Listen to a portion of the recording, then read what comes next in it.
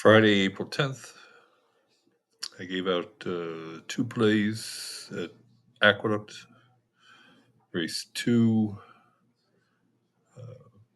number 4, Fast Kimmie, and in race 3, Carlin Contention, who was scratched and is entered for tomorrow, Friday, April 11th.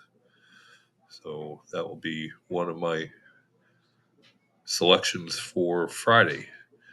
As far as Fast Kimmie, she nicely stalked the early pace, was in great position coming into the stretch, and then had absolutely nothing left for the stretch and went off at 13.6 to 1.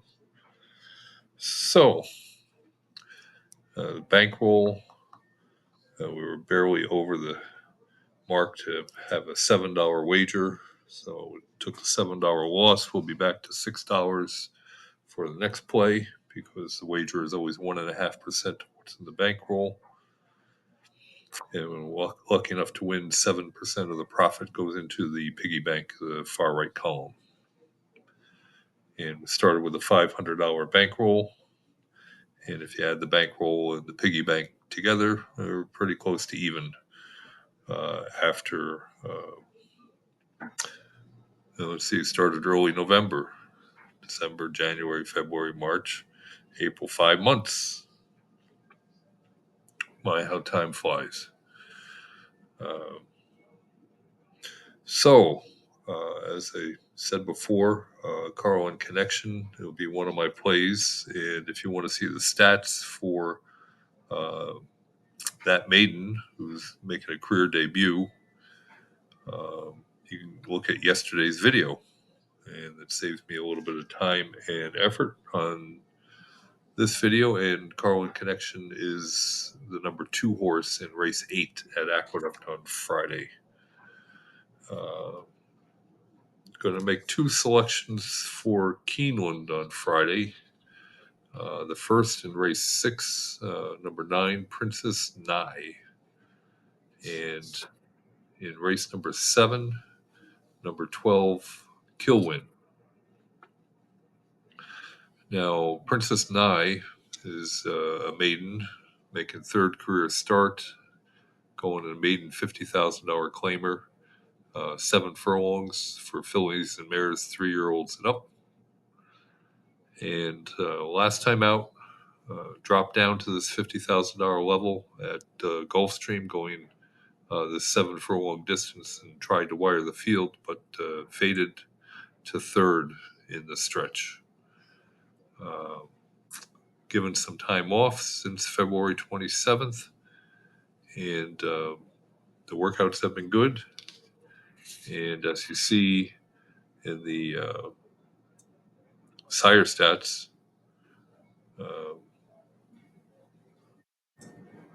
Nyquist is the sire for Princess Nye. Again, this is race 6, so the top race that you're looking at there.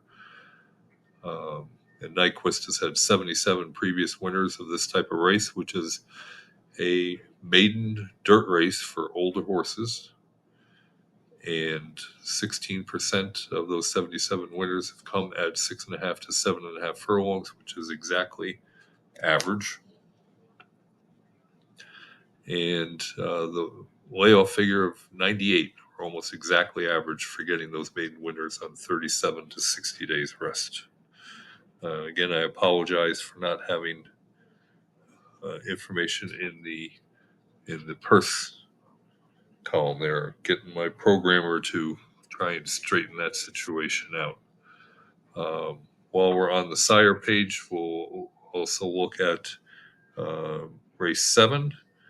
And Killwin is number 12, so down towards the bottom. And Killwin is a 3-year-old filly, 3 career starts, all on turf. She won her first 2, going 5.5 furlongs on turf at Ellis Park last July.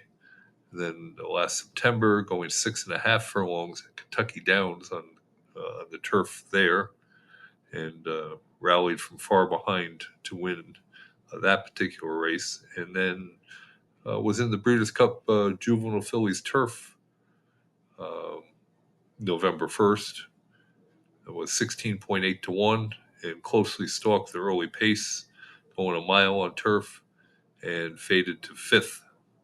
Uh, Still a good effort.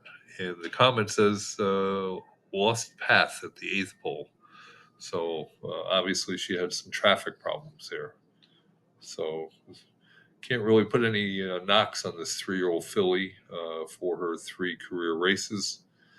And you see the sire stats. Sire Twirling Candy has had 205 turf races, turf winners over the last 3 years. And the stats for turf racing are always based on the total turf wins. 27% of those 205 came at a distance of less than 6 furlongs on the turf, and this race today is at 5.5 furlongs. 54% of those 205 winners came with the purses greater than $50,000, and the layoff figure of 116, or 16% above average for getting turf winners on more than 60 days rest. The far right column there, maturity factor of 28 is just very slightly below the average of 32. Is an indication of young horses. Do they continue to win after breaking maiden while still in the young category? The other statistic of note is the non-firm turf percentage. NFT is 11.7%.